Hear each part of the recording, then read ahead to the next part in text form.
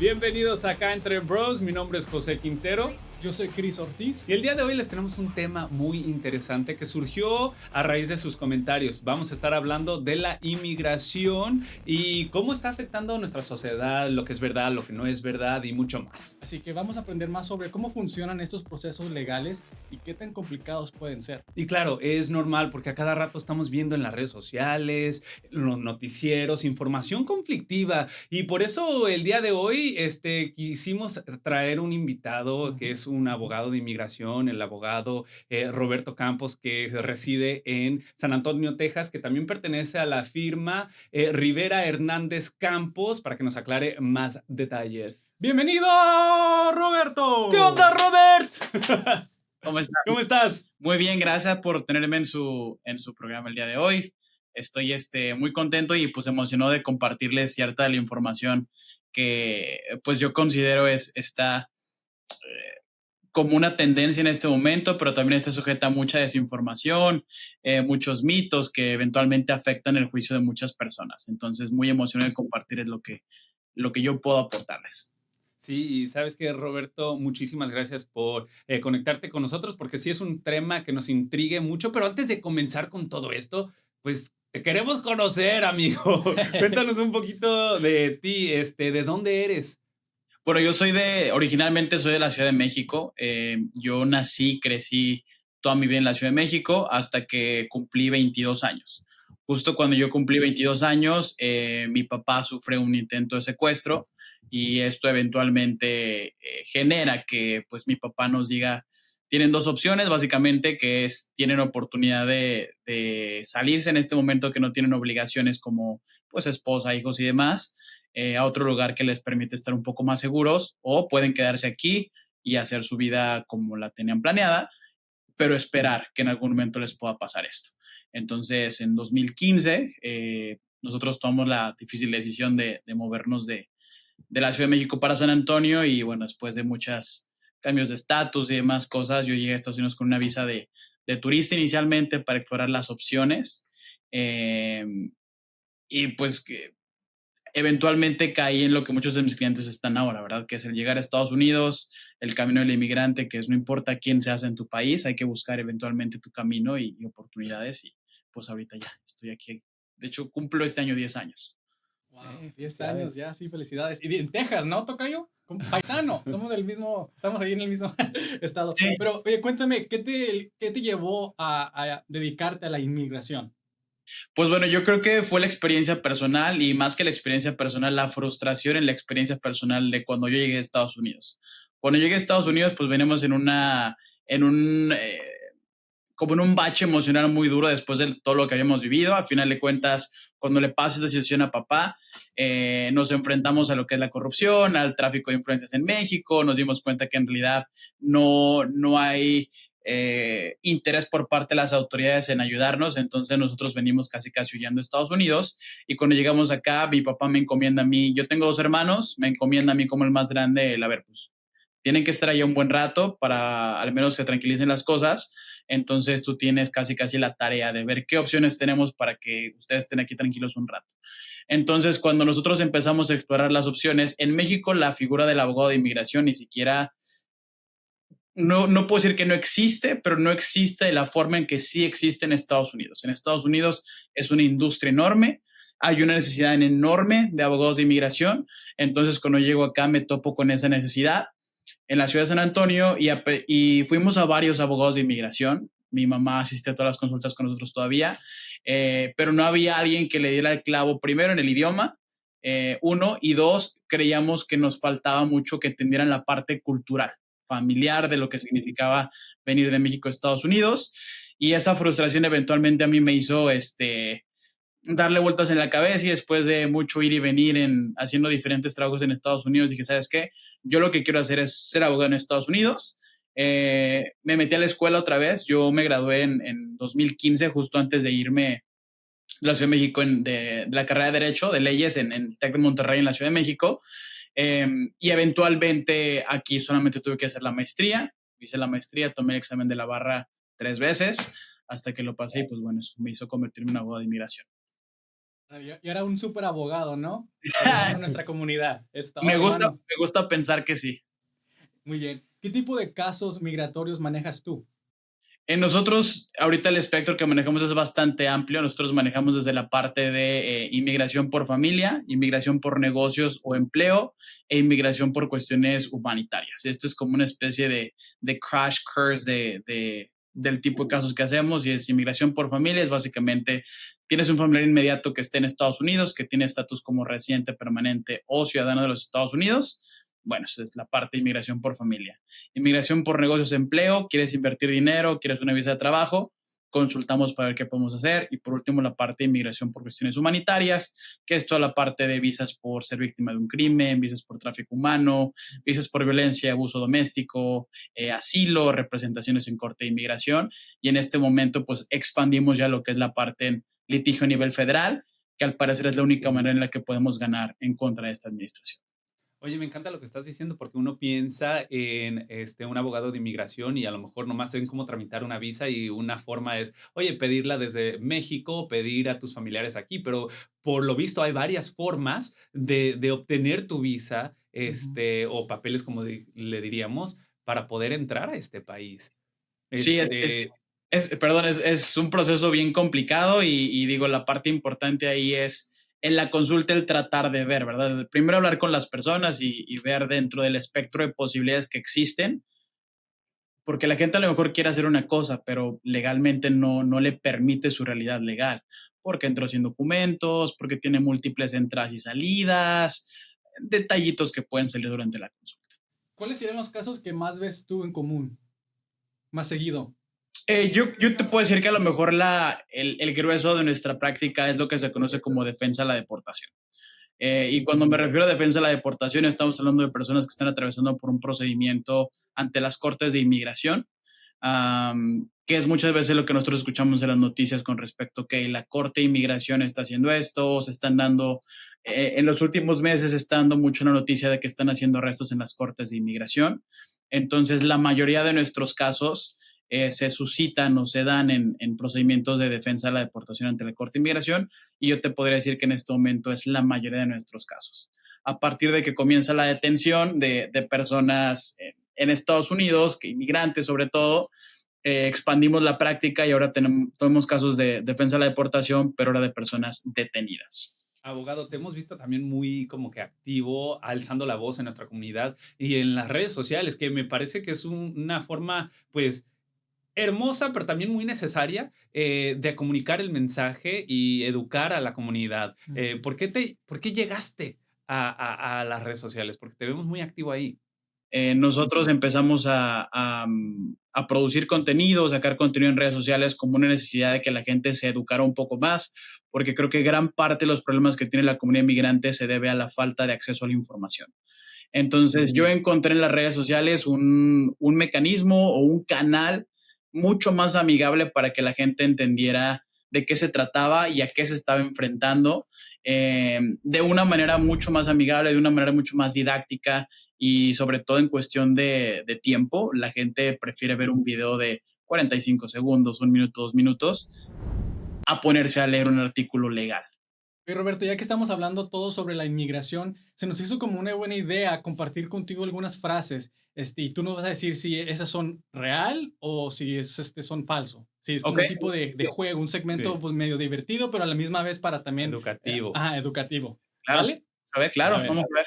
A ver, los inmigrantes que llegan por la frontera no quieren entrar al país de manera correcta porque no quieren pagar y esperar por una visa en sus países.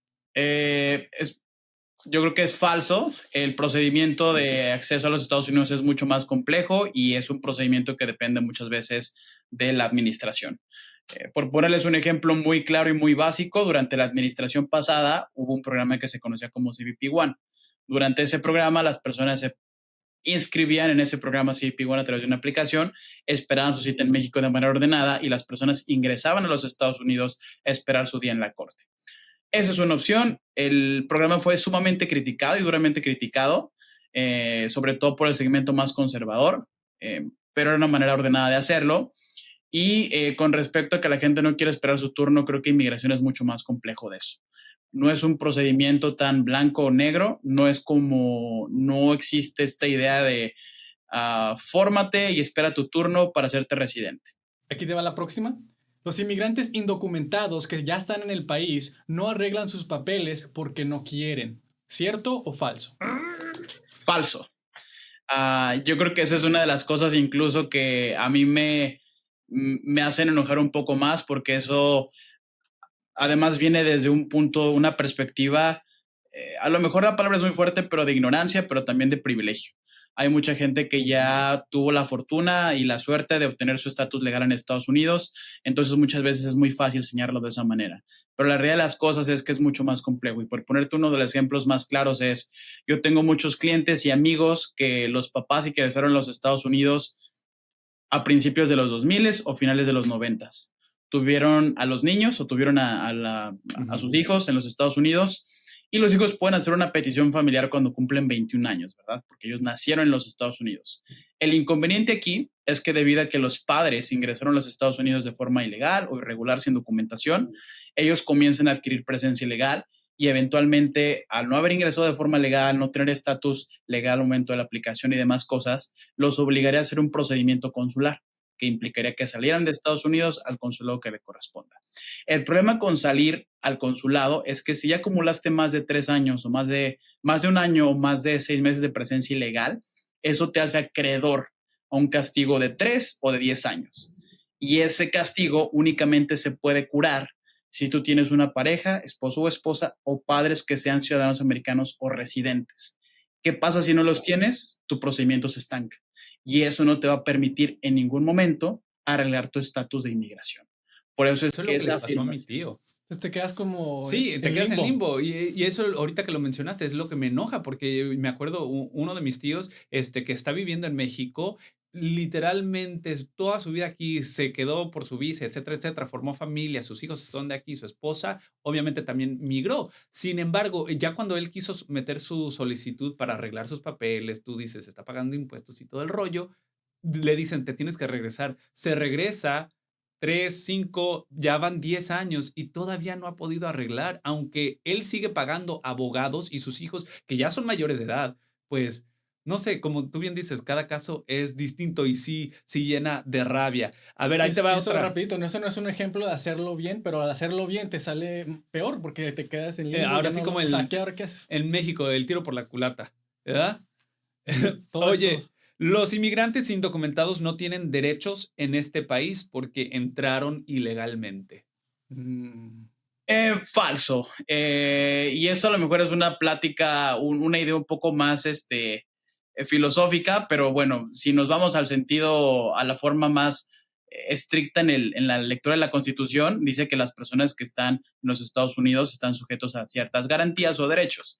Entonces, por el hecho de ser inmigrante, no es que tú no tengas derechos. Obviamente hay ciertas garantías que te aplican a ti en cuestiones de inmigración si tú tienes estatus legal a cuando no lo tienes, ¿verdad? Es muy importante decir que en cuestiones de inmigración, el procedimiento de inmigración es de naturaleza administrativa, pero hay veces que se siente de manera criminal. ¿Por qué? Porque muchas veces si te toca ver un juez, hay una parte acusadora que es un fiscal, que son los fiscales de ICE, y el abogado defensor.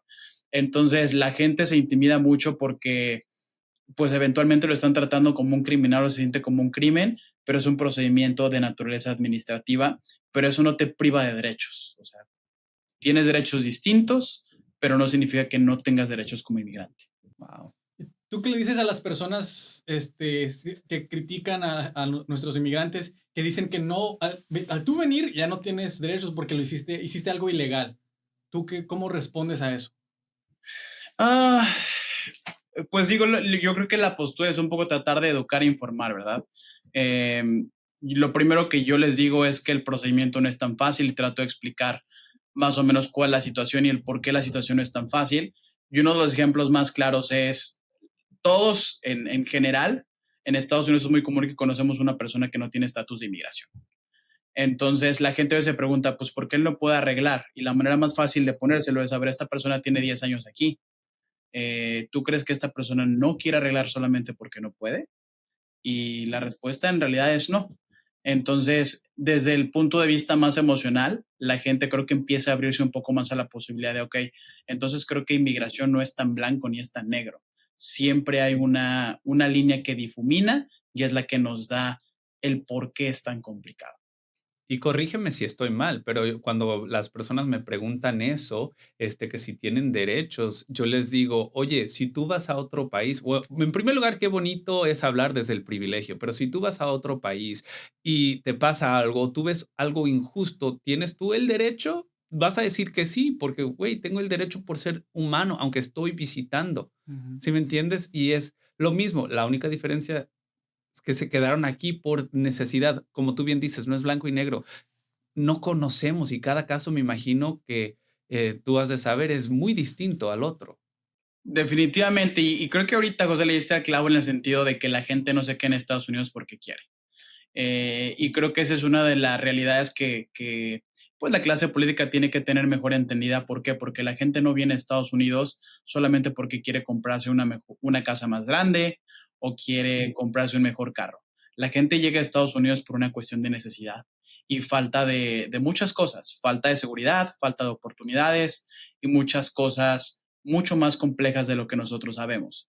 Entonces, si en el sistema de inmigración no tenemos mecanismos que a la gente le permitan llegar a Estados Unidos, trabajar por un tiempo y salir a su país de origen de regreso, obviamente la gente queda cautiva de este país porque no puede salir al no saber si va a poder regresar. Si nosotros, si hubiera un mecanismo que se pudiera utilizar para que la gente llegara a Estados Unidos, cumpliera con su objetivo, que es llegar, trabajar y regresar a sus países, yo estoy seguro que no tendremos el problema ni la crisis de inmigración que se tiene, sobre todo de gente viviendo aquí por tantos años en una situación de incertidumbre. Yo siempre he dicho eso. O sea, que abran la frontera y vas a ver que muchos mexicanos dirían, adiós. O sea, prefiero estar en mi rancho, en mi pueblo, o sea, con las fiestas de octubre, las fiestas Uf, patronales, todo lo que sea, pues acá. Pero pues bueno, opiniones de uno. sí. Aquí Y te va digo, también otra. una parte importante también ahí a mencionar es que mucho de la percepción que se tiene es que la mayoría de personas que llegan a los Estados Unidos lo hacen de manera ilegal. Hace mucho tiempo yo leí una estadística cuando empezaba mi carrera como abogado que hablaba de la cantidad de personas que se quedaban en los Estados Unidos y la mayoría de ellos se quedaban en Estados Unidos después de haber recibido una visa de lo que fuera, de turista, de trabajo, lo que fuera. Se quedaban aquí y no podían salir porque no había una manera de regresar. Entonces volvemos a la misma parte de este círculo vicioso en el cual este país te da todo, pero la misma oferta de todo te mantiene cautivo de no poder regresar. Ahora sí, como esa rola buenísima de los Tucanes de Tijuana, que es Ajá, la jaula de oro. exacto. Que aún siendo pues de oro, sigue Es siendo en la jaula. jaula. Yeah. Sí. Oye, también, ¿qué tal esta, Am, obviamente sabemos que los inmigrantes vienen aquí a trabajar. Es verdad que los refugiados e inmigrantes quitan los empleados estadounidenses y esto causa que bajen los salarios. ¿Cierto o falso? Falso, digo, yo creo que eso es una parte más económica. Yo lo que te puedo decir es que sobre todo con el sector de la población que cuenta como refugiados o personas que están solicitando asilo, porque hay una distinción bien importante ahí, ¿verdad? Por ejemplo, toda esta gente que sabemos que está aplicando por asilo, que está peleando el asilo, que eventualmente tienen un permiso de trabajo, eh, la mayoría de ellos hay un gran segmento de la población que trabaja en la industria del servicio. Y cuando digo servicio, es bien sabido que un gran sector de la población latina trabaja en las cocinas, trabaja en restaurantes, trabaja en la parte de hotelería, la industria del servicio. Esto no quiere decir que no haya un sector de la población inmigrante que no haga otro tipo de trabajos, sin embargo es bien sabido que ellos hacen esto. Y la razón por la cual son empleados es porque las vacantes están allá afuera. Simplemente la comunidad inmigrante es la que tiene acceso a esas vacantes debido a que el empleador decide contratarlos. Wow. Oye, últimamente hemos tenido. Perdón, es que ¿Quieres decir algo? tenía que comentar esto porque me recuerda mucho a un clip en las redes que vi que creo que fue en Florida, Ajá, cuando ya hicieron esa ley que muchos inmigrantes se fueron, que ajá. pusieron a trabajar a gente angla, pues, o sea, Sí, güeritos, pues, ¿no? Y que no pudieron con el trabajo, o sea, y se burlaban los otros, pues, o sea, le echaban, cotorro, o sea, le echaban, ¿cómo se dice? Le echaban prisa. Ahora sí que carrilla. Carrilla, le echaban carrilla porque no podía con el trabajo. Entonces, no solamente no se les quita esos trabajos, sino que ellos no pueden y nadie quiere esos trabajos. Pues aparte, es que el trabajo o sea, de campo, pues es muy cañón. de los latinos, y no, obviamente no quiero generalizar, pero pues yo crecí en un campo y me imagino que cuando mis abuelos vinieron acá, porque sí vinieron a trabajar una temporada, pues ellos trabajaban en el tomate, ellos trabajaban Ujú. pues ahora sí las uvas, porque ya estaban acostumbrados a ese, o sea, A la somos voz. agricultores allá. Ajá. La tierra está tan bella. Esa es una parte también importantísima lo que mencionan ahorita, José y Cristian, porque el trabajo de campo es uno de los trabajos más duros. La parte de la pizca de cualquier especie de fruta, llámese tomate, llámese algodón, llámese las moras, es de suma importancia, pero la gente no se da cuenta de la importancia de eso hasta ahora. Y en este momento, seguramente ustedes han visto noticias que hay una gran cantidad de agricultores que están reportando que los crops, o sea, los campos de ese tipo de frutos, se están echando a perder porque no hay quien asista a la pizca. Entonces, esto va a contestar un poco la pregunta que me hicieron de, en realidad los inmigrantes están quitando el trabajo a la gente que puede trabajar legalmente en Estados Unidos.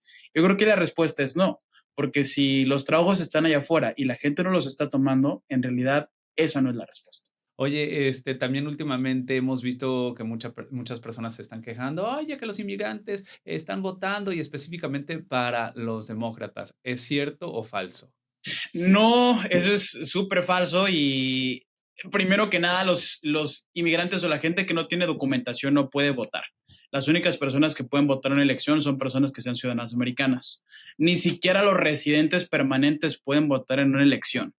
Eso por una parte, ¿verdad? La otra parte de que si el inmigrante está votando por los demócratas, eso es falso. El ejemplo más claro de esto es, ve cuál es el extracto de la población que está votando en Florida. El extracto de la población que está votando en Miami, que está votando en comunidades que están muy pesadas en el voto cubano, por ejemplo, cubano-americano, son zonas rojas, o sea, están votando por el Partido Republicano. Otro de los ejemplos más claros de comunidades inmigrantes o de primera o segunda generación de inmigrantes que están votando por republicanos es la zona sur de Texas, todo lo que es la parte de McAllen, Edinburgh, que históricamente eran ciudades que votaban por partidos demócratas, se está cambiando el voto a partido republicano. Entonces yo creo que esa afirmación es falsa también. Pero entonces, ¿de dónde crees que viene esa narrativa que los inmigrantes, ay, están votando? O sí, ¿lo has visto? La narrativa viene desde la parte del manejo del discurso de la clase política, ¿verdad? Los republicanos, la manera en la que están haciendo política, hicieron campañas en decir, a ver, a los inmigrantes lo dejaron entrar los demócratas, aunque históricamente no sea así. Una de las reformas más importantes que se hizo en materia de inmigración fue hecha por Ronald Reagan, y Ronald Reagan era un presidente republicano. Entonces, en ese sentido, es un poco de cómo se maneja el discurso en ese sentido. Están diciendo, como los demócratas dejaron entrar a los inmigrantes le deben a los demócratas, moralmente hablando, y por tanto los inmigrantes están votando por el Partido Demócrata, y es lo contrario. En muchos casos, yo te puedo decir que también muchos de mis clientes son cubanos, venezolanos. Cuando llegan a Estados Unidos con esta idea que quieren escapar del comunismo, del socialismo, ellos comienzan a votar republicano y se mantienen así toda su vida, aunque estén viendo que el Partido Republicano está atentando contra las libertades de su propia comunidad. Wow. Y obviamente, pues no, porque fue el voto latino fue el que impulsó a Trump a ganar, ¿no? Que lo llevó a ganar, ¿verdad? Sí. Entonces, obviamente eso pues es falso. Aquí te va otra. Los inmigrantes indocumentados pagan miles de millones de dólares en impuestos estadounidenses cada año. ¿Cierto o falso? Y la escucho bastante. Cierto. No estoy seguro de la cifra en este momento, pero es una de los puntos de contención más importantes que a veces tengo en discusiones con gente con la cual discuto acerca del tema y dicen, pero es que si no tienen documentos de seguro social, ¿cómo van a pagar impuestos? Y la respuesta es bien sencilla. El departamento del Internal Revenue Service, que es el IRS, emite un número que se conoce como el ITIN o el IT number, y a través de ese número le permite a personas que no tienen documentación el cumplir con sus obligaciones fiscales, y eventualmente la cantidad de dinero que se recolectó por parte de inmigrantes que no tienen documentación pero que tienen números ITIN fue de miles de millones de dólares. Pero ellos ni reciben beneficios de eso, ¿verdad? ¿O sí? Beneficios. No califican para recibir beneficios, y es otro de los mitos grandes que existe. Uno de los puntos contenciosos también, ahorita que se dio esta batalla con respecto al cierre de gobierno y demás cosas, que se hablaba de incluir beneficios para inmigrantes, es otra, como le llamamos en México, maroma política, porque en realidad no importa que pongan en la ley, el inmigrante no califica por ley para los beneficios que están diciendo.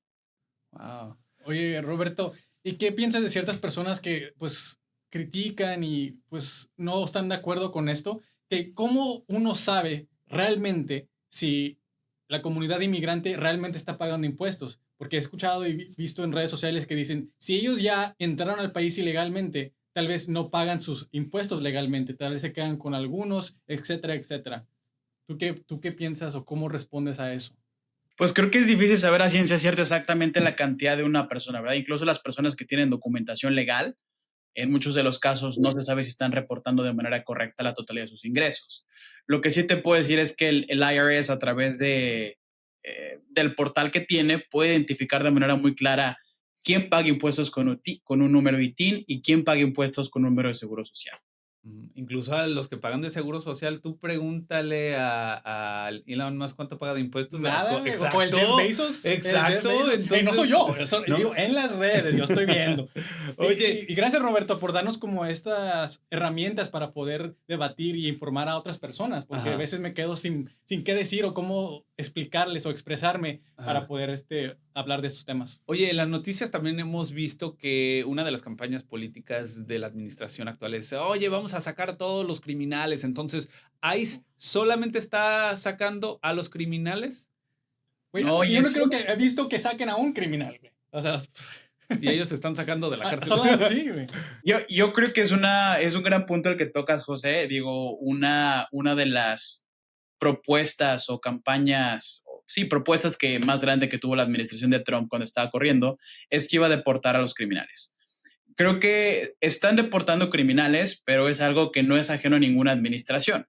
Todas las administraciones han deportado criminales. Es bien sabido que incluso Obama tuvo la mayor cantidad de deportados en la historia de los Estados Unidos. Sin embargo, hay que ser muy puntuales en la cuestión de qué fue lo que pasó con Obama y qué es lo que pasa con esa administración. Con Obama, la parte que existía como relevante era la parte de prioridades. ¿A quién estaban deportando? A la gente que tenía récord criminal, afiliaciones criminales, grupos terroristas, pandilleros, etc. Con esta administración están diciendo que ellos son prioridad. No, lo que están diciendo es, para nosotros, todos son prioridad. Y yo te lo puedo decir porque a mí me toca recibir llamadas todos los días. A mí lo que me ha tocado ver personalmente es que personas que asisten a sus cortes de inmigración son arrestadas saliendo de las audiencias.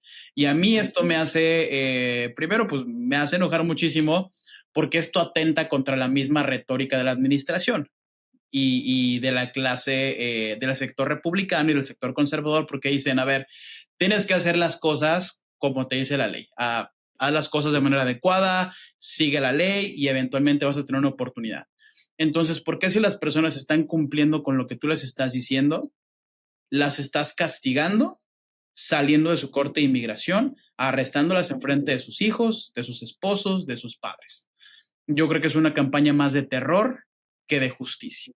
Y es un enojo totalmente, porque creo que a la mayoría de mis amigos, y me incluyo yo, no sé cómo lo vean ustedes, pero yo estoy de acuerdo que si eres criminal, pues no deberías estar en este país. Sí. Creo que todos estamos de acuerdo que si cometes un crimen, bueno, adiós. Pero cuando hay daño colateral, cuando hay gente que está cumpliendo con lo que tú le estás diciendo y nomás te los estás llevando así por nomás para causar terror, es ahí cuando ahora sí uno se siente esta impotencia y ese enojo y...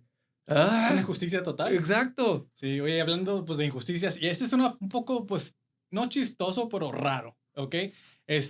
A ver, los precios de la carne de res están altos porque los inmigrantes están entrando ganado enfermo de contrabando a través de la frontera, como dijo Scott Bessent. Entonces no sé si agarran la vaca, güey, y la tiran por la frontera porque... A ver. Yo creo que es de suma importancia sobre todo. La vaca ahí. La gente que vive en estados fronterizos, California, Nuevo México, Arizona, Texas, que estamos más o menos acostumbrados a cruzar la frontera o la franja fronteriza en carro o incluso caminando a veces, es muy difícil pasar cualquier tipo de contrabando a los Estados Unidos. Ahora imagínate pasar un animal que pesa más de 800 o 1000 libras de contrabando a los Estados Unidos, además de que los controles sanitarios ganaderos en Estados Unidos son muy complicados. Digo, tú simplemente intenta entrar con un perecedero al aeropuerto, por ejemplo, no nos vamos tan lejos, jamón o algún fruto de Sudamérica, algún fruto de África, no te van a dejar pasarlo, ni siquiera puedes entrar con carne de puerco cruda al aeropuerto. Entonces, esta idea de que la gente está traficando carne de res de contrabando es, perdón, pero es una estupidez. Sí, es una estupidez y deja nomás agrego, porque a mi papá también se dedica al ganado y nosotros tenemos vacas. Y hemos incluso intentado traernos animales de Colombia hacia México o de México hacia Estados Unidos y es complicadísimo por el tema, como tú bien decías, de sanidad. Entonces no me puedo imaginar que estén aventando toros, vacas, becerros, lo que sea, cualquier animal, o si hay un túnel, no. O sea, Pero es ridículo, como me recuerda un poco al inicio del año, que se estaban comiendo los gatos. ah, Sí, sí, sí, sí, o sea, sí. sacan cada cosa estos republicanos. Oye, si no tienes papeles y te casas con un ciudadano americano, ¿puedes obtener tu green card? Eh, Esta va a ser una respuesta muy legal. La respuesta va a ser sí, pero depende del historial de inmigración del beneficiario. Y te doy un poquito más o menos el contexto. Si, por ejemplo, una persona ingresa, está casada con un ciudadano americano, lo primero que nosotros tenemos que verificar es cómo entró el beneficiario de la aplicación a los Estados Unidos. Si la persona entró con una visa, la persona va a poder arreglar su estatus y obtener su residencia permanente. A mí me han aprobado residencias en 2 o 3 meses. Es la excepción, no es la regla, pero así de rápido te puedes hacer de tu residencia permanente. Ahora viene la otra cara de la moneda. Si tú entraste a los Estados Unidos de manera ilegal, vas a poder obtener tu residencia permanente, pero no va a ser fácil. Tienes que hacer un procedimiento de 3 etapas, una petición familiar, un perdón y un procedimiento consular. Este procedimiento en este momento está tardando alrededor de entre 7 a 9 años. 2 años de la petición familiar, 3 a 4 años del perdón y más o menos como 1 año y medio a 3 años del procedimiento consular. Entonces, sí vas a poder, pero el problema aquí o la pregunta en realidad va a ser cuánto tiempo vas a tardar para obtenerlo. Oye, ¿y qué tal he escuchado eso también, es otra de las cosas que veo en redes, algunas veces. Dice, todo el mundo puede aplicar a visas de trabajo. ¿Cierto o falso? Cierto, de poder aplicar, creo que todos pueden aplicar, de que te la vayan a aprobar, ahí viene la parte complicada. Las visas de trabajo son bastante restrictivas. Un poco, les doy una idea, las visas, de las visas más comunes son las visas temporales de trabajo temporal, que son, por ejemplo, las visas de agricultura. Las H2A o las H2B, que son visas de trabajadores temporales. Primero, lo más importante y difícil es encontrar un patrocinador. ¿Quién es el empleador que se quiera aventar el paquete de incurrir en ese gasto y traer trabajadores de donde estés? Número uno. El otro tipo de visado que se puede aplicar son las visas de profesionistas o emprendedores o inversionistas, y a pesar de que suenan como una gran opción, son visas muy difíciles de obtener. Sobre todo con esa administración, que los lineamientos se han puesto tan rígidos, creo que se vuelve complicado. Oye, una cosa que también acaba de surgir en conversaciones, lo hemos visto en las noticias, las redes sociales y es tema también de debate, porque como estamos en una situación económica donde la gente no puede comprar viviendas o está en una escasez de viviendas, el vicepresidente J.D. Vance acaba de decir que los inmigrantes indocumentados están ocupando viviendas y son culpables de la crisis por escasez de viviendas. ¿Cierto o falso? Yo creo que es falso. Yo creo que el problema de la crisis de vivienda que tenemos en este momento en Estados Unidos es algo mucho más complejo que inmigrantes tratando o ocupando casas o ocupando apartamentos. Eh, Creo que en este momento también la oferta no alcanza a alcanzar a la demanda, sobre todo con la cantidad de gente que tenemos. Y si a eso le agregas que los proyectos de casas habitacionales en todo Estados Unidos no han podido entregarse por la falta de mano de obra, es un problema mucho más complicado. Aparte, güey, si gente como nosotros ya, o sea, generaciones que llevan aquí no pueden comprar casa, ¿cómo un inmigrante que apenas tiene, bien poquito dinero, ¿cómo se va a comprar una casa? Sí. Aparte, sí, bueno, es tiempo de poner nuestro gorrito Eh, de conspirativo. Yo creo que más que nada tiene que ver más con las compañías que están comprando todas las casas para después sí, rentarlas. pero son compañías como BlackRock, compañías grandes que están haciendo ese tipo de cosas, mucho más que los inmigrantes quitándole donde vivir a otras Sí. personas. Oye, siguiendo con la... No, Oh, me la, seguimos. me la vamos a seguir con la gorrita de con la conspiración. gorrita.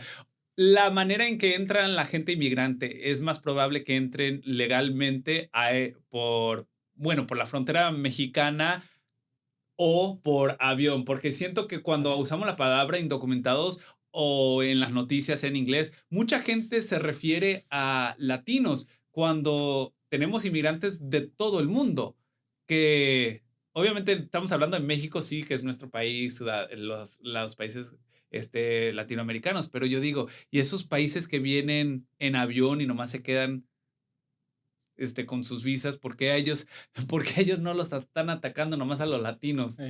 Tenemos como ese estigma. Y bueno, ahorita que mencionas eso también, José, es una realidad bien dura que tenemos que afrontar y desafortunadamente, digo, también hace no mucho tiempo la Suprema Corte de Justicia de los Estados Unidos emitió una decisión que decía que inmigración como tal puede tener una persona basado en cómo se ve, que es básicamente están certificando que una persona puede ser arrestada bajo discriminación y ellos hicieron especial énfasis en que hay ciertos lugares, ciertas zonas, cierta manera en la que se viste una persona, por ejemplo, una persona que hace trabajo de yarda, construcción, puede ser detenida por inmigración. Entonces, estamos hablando de la corte más importante de los Estados Unidos, diciendo que lo que se conoce como racial profiling es legal.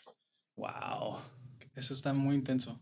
Pero para concluir, sabemos que la comunidad latina está pasando por momentos de incertidumbre muy difíciles. ¿Qué consejos le tienes a la comunidad, a las personas que están pasando por el proceso legal ahorita y que están viviendo en esa incertidumbre? Bueno, primero que nada, yo creo que tienen que consultar con un abogado y saber a qué abogado tienen que referirse en caso de una emergencia. Eso es lo primero. Lo segundo que tienen que hacer es tener una carpeta roja de documentos. Y en esa carpeta roja de documentos tienen que tener documentos de identidad a la mano. Tienen que tener comprobantes de domicilio y tienen que tener identificada una persona a la cual ellos puedan hablar en caso de una emergencia. A la persona que ellos puedan hablar en caso de emergencia tiene que ser una persona que la gente sepa que va a contestarles el teléfono para que eventualmente esa persona pueda fungir como punto de contacto en caso de cualquier emergencia. Y lo más importante aquí o el consejo más importante es que tenemos que mantenernos unidos y con los ojos bien abiertos porque en realidad ahorita inmigración está en todos lados. Roberto, muchísimas gracias por tu tiempo. Yo sé que eres una de esas personas que realmente está ahí, estás ejerciendo porque amas a la comunidad, quieres ayudar a la comunidad, has hecho trabajo en pro bono, que yo sé que nuestra comunidad a veces no tiene los recursos para pagar un abogado. Entonces, muchísimas gracias por el servicio laboral que estás haciendo. Sí, muchas gracias. Muchas gracias.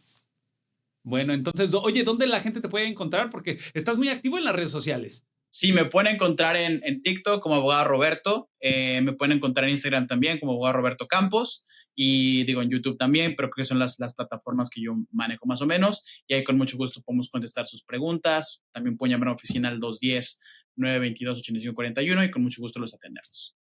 Abogado Roberto Campos, muchísimas gracias por estar aquí en Acá Entre Bros. Gracias, Roberto, te la rifaste. Eso. Gracias.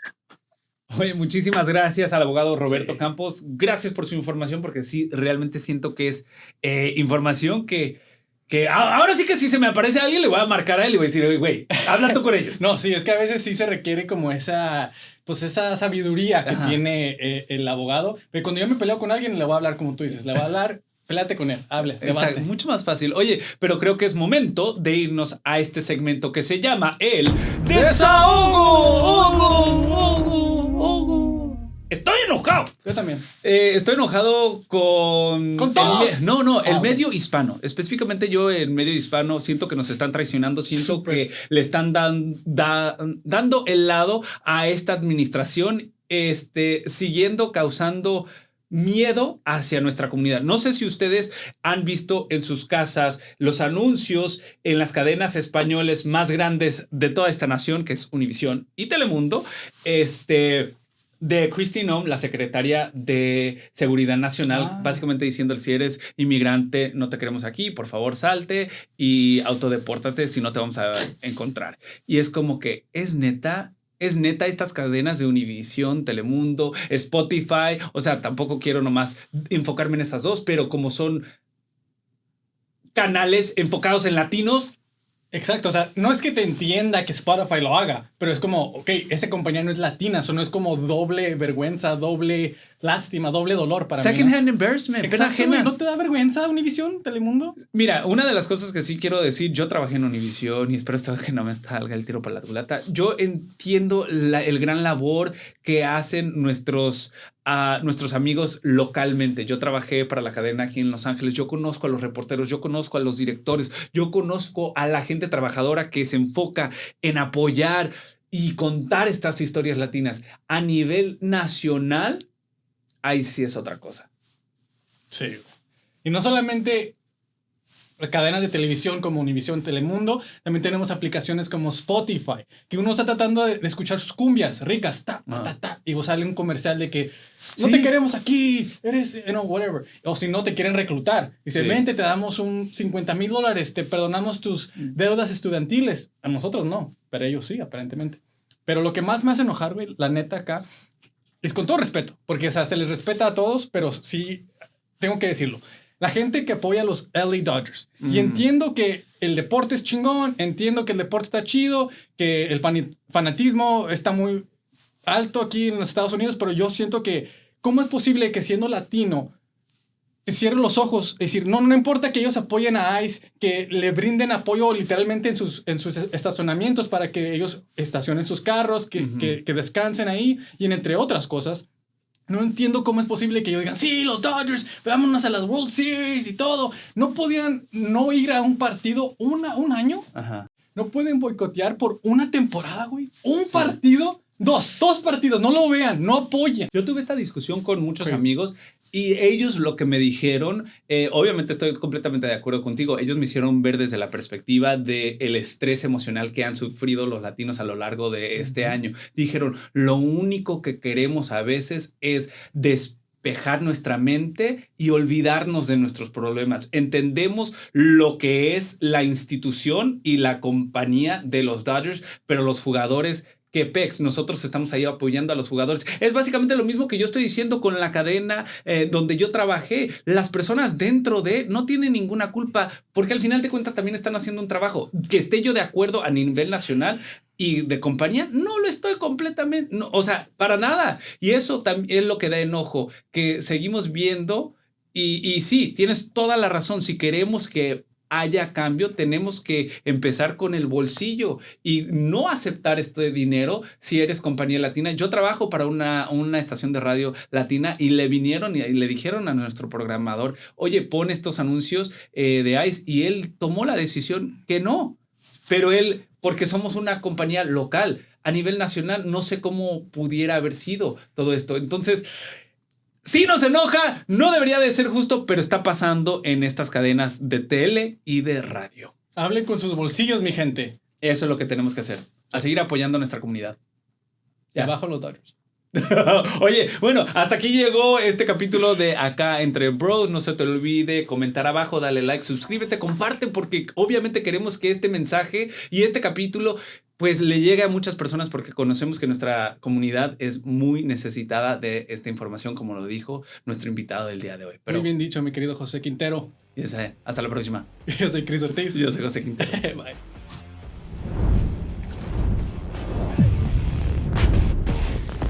Oye, ¿quieres ver más? Suscríbete a nuestro canal de YouTube, Pueblo Extraño.